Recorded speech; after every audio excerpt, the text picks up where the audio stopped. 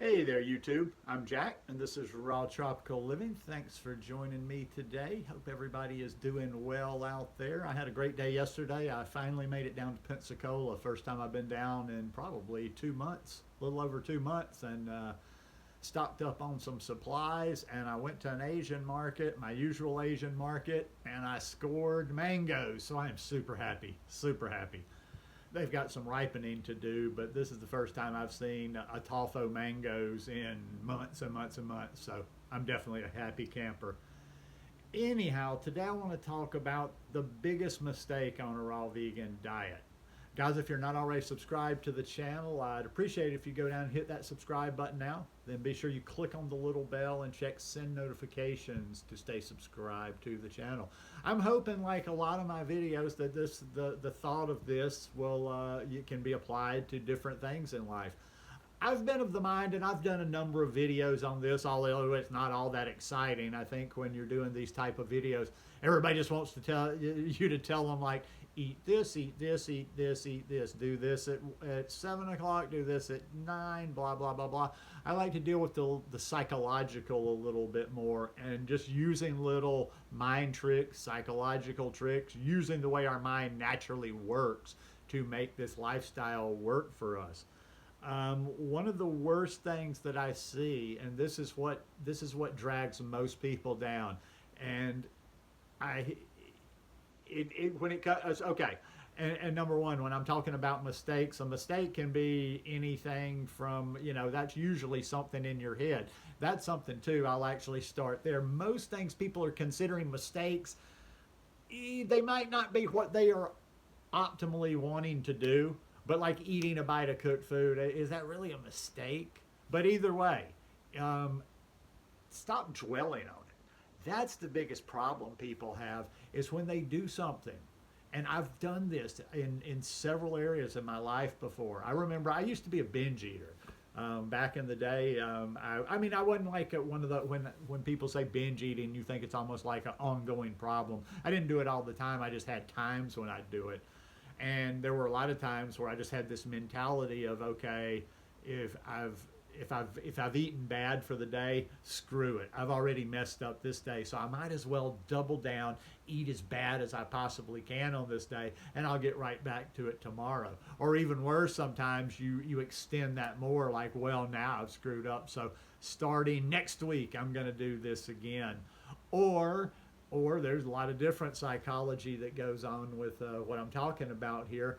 Or it's just like somebody gets all depressed and they're like, oh my God, I ate this. And a lot of times it's like, if you no matter what you did, let me use a very extreme example right here. Let's just say you freaked out, went down to Popeyes or Church's Fried Chicken and got yourself a 3-piece fried chicken box with fries and biscuits and all that nasty in there.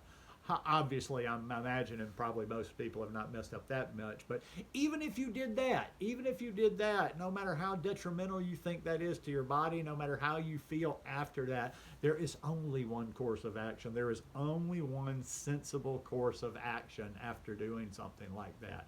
And that is just immediately, as much as you can. Okay, now the mind's a different thing. I'm not saying you can just necessarily erase that from your mind, but you need to, the best you can, put that out of your head and just it's a blip.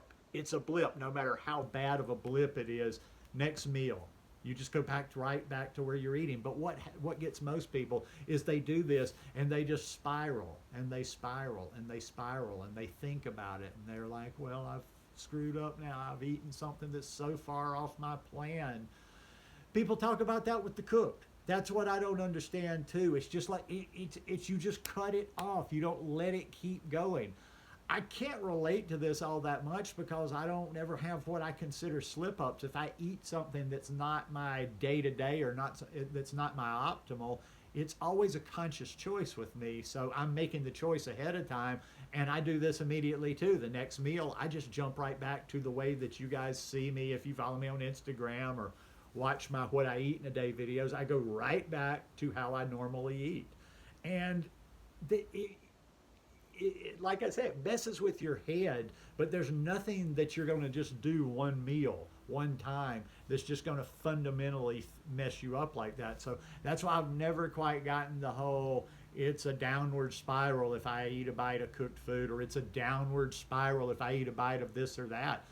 Why is anything a downward spiral? You simply just pick right back up where you left off before the offense that you committed that you consider all that bad. Another thing that people do, besides just beating themselves up and letting it spiral and letting it go, okay, well, I ate this, and it can spiral a lot of ways. It can go over to the next meal. It can go for months. You hear people that they slipped off their plan, and they just let it keep going for months when all they had to do was just the next meal, the next snack, whatever. Just get right back to it. Just get right back to it. Don't think about what you did in the past. There's nothing you can do. I don't care. Like I say, that's why I wanted to use a very extreme slip, because there's nothing you can do. Shy of you having a Wayback Machine, a time machine, you can't go back. You can't do anything about what you've done in the past. So the next meal, you eat what you normally eat. And something that might even be that's just as bad is a lot of times people want to overcorrect. All right, I ate this. I don't like to eat this. Then the next meal they restrict themselves, or maybe they say, okay, the never dreaded cleanse. These are the kind of people that are always needing to do cleanses. It's the people that that are just yo-yoing back and forth. Oh, well, now I did this. It's not good for me. I'm beating myself up. So now let me pay penance. Let me restrict myself for a couple of days or a week or whatever, and let me do something drastic. And then what that overcorrection usually leads to, because if the fact that they slipped up badly in the first place, eating how they were normally eating, all they're going to do when they try to overcorrect and restrict and hold back on what they're eating is that's just going to set them up for the next mistake. And then it's just going to be yo-yo back and forth. So like I say, I'm just going to start repeating myself at this point. So this is just going to be a shorter one today. But just listen, in anything in life, you make a mistake right now. It's 1 o'clock where I am. Boom, you do something right now. Now it's okay. I'm not saying you have to just totally try to delete it from your mind. I'll finish with this. Maybe just reflect a little bit without judgment, without beating yourself up. Like, what led me to doing this?